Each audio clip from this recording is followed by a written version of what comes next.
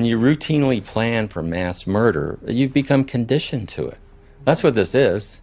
We accept it. Oh yeah, we have nuclear weapons. The Defense Secretary, he's just announced that there will be warships and special forces and planes sent to the Philippines, and the Wall Street Journal has described this as the vanguard of a major US presence in Southeast Asia.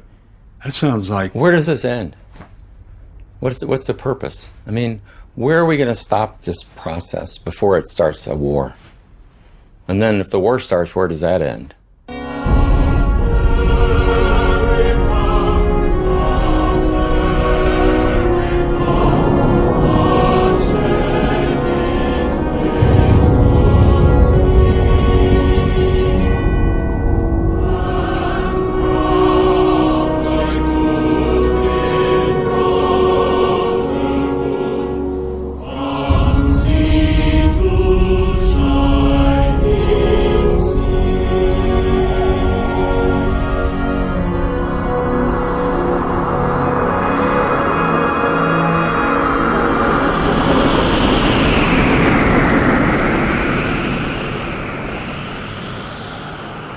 The scientific studies that I teach by the scientists that predict that the Earth can be made essentially uninhabitable from nuclear war, the scientists have been begging the Obama administration, well, they wouldn't say begging, but they've made multiple requests to meet with them and discuss these predictions because they're peer-reviewed studies, and they've been turned down over and over again.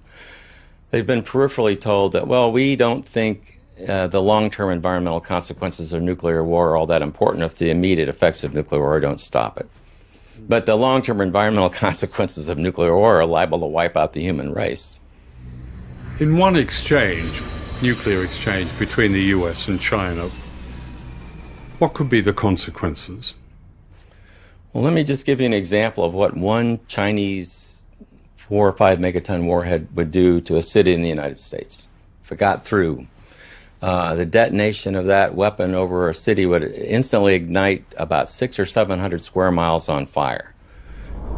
And within 20 to 30 minutes, all of those fires would coalesce into a single gigantic firestorm. There would be no escape from it, so all the people there would perish. So the U.S., with, say, hundreds of nuclear weapons on Chinese cities. Well, when you combine all the smoke from these nuclear weapons detonating, it actually creates millions of tons of smoke, black carbon smoke, will rise above cloud level into the stratosphere. It's heated by the sun. It acts like a solar collector. And that smoke, because of that, will stay there for 10 years or longer. And what the smoke does is it blocks warming sunlight from reaching the surface of the Earth.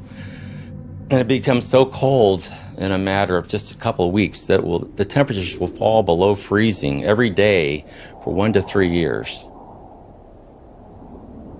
And it will become too cold to grow food crops for at least 10 years or longer.